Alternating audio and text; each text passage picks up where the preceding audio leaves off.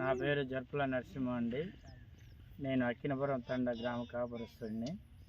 నేను గడ్డ వెంకటేశ్వర గారికి ప్రతి సంవత్సరం నేను బ్లేజ్ విత్తనం కొరకు ఆయన ఇంటికి పోయి తీసుకొస్తాను. ప్రతిసారి మందులు సిఫార్సు చేసే దాంట్లో ఆయన కీలక పాత్ర పోషిస్తాడండి. ఎంత కాస్ట్ అయినా కూడా ఆయన చెప్పిన మందులే కొడతాను.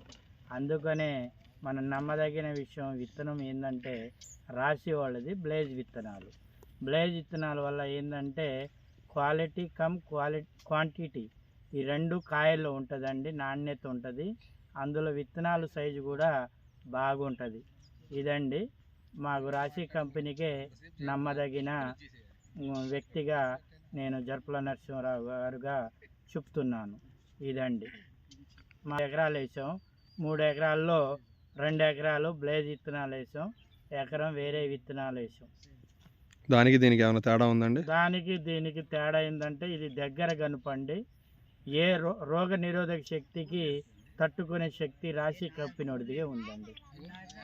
బ్లేజ్ ఈ సంవత్సరం వేశారండి? పోయిన సంవత్సరం కూడా నేను గత 4 సంవత్సరాల నుంచి ఆయన చేతుల మీద నుంచి ఆ ఇత్తనం వేయి పంతులు గారంటే అదే వేస్తాను. నేను వేరే మార్చను. నేను పోయిన సంవత్సరం ఎంత వచ్చిందండి మీకు దిగుబడి? పోయిన సంవత్సరం 20 క్వింటాల కాడికి వచ్చింది సార్. ఈ సంవత్సరం కొద్దిగా ఈ నల్లి ఉధృతగా బాగుంది. మొన్నటికి ఆల్రెడీ కొద్దిగా డిఫరెంట్ ఉంది, మంచు పడుతుంది.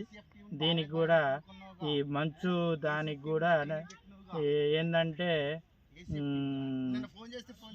మనకి కొన్ని మందులు సిఫార్సు చేశారు. హెచ్డి పౌడర్ న్యూట్రిన్స్, అలాగే పాలిక్యూరు వేరే మందు సిఫార్సు చేశారు. ఆయన చెప్పింది ఏంటంటే కంపెనీ మందుకి నమ్మాలి. కంపెనీ మందు కొట్టడం వల్ల మనకి ఎమ్మటే రిజల్ట్ కనబడదులే కానీ దాని ప్రభావం తోటల్లో నాణ్యత అనేది కనబడుతుంది. ఓకే అండి, మీరు వేరే రైతులకు ఏం చెప్పదలుచుకుంటున్నారండి? వేరే రైతులు ఇప్పుడు రాశి కంపెనీ అంటే పెద్ద బ్రాండ్ కంపెనీ అండి.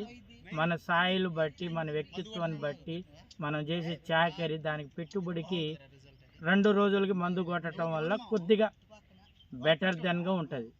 అంతేగాని మనం ఇయాలే కొట్టాం సిమోడి ఈ అన్ని సిజ్మెంట్ ఎలక్ట్రో అనుకుంటే అది కుదరట్లేదండి. వాతావరణ ప్రభావం వల్ల తోటలు కొద్దిగా నాసిరకంగా కనబడుతుంది. ఇప్పుడు రైతులు వేసుకోవచ్చు అండి బ్లేజ్ వల్ల చాలా ముఖ్యమైన విషయం ఏంటంటే విత్తనాలు పర్ఫెక్ట్ జనరేషన్ కూడా బాగుంటుంది. అది అందు ఎదుగుదల కూడా ఏ రోగానికైనా తట్టుకునే శక్తి రాశి కంపెనీకి ఉందండి. ఓకే, థ్యాంక్ యూ అండి. Thank you sir.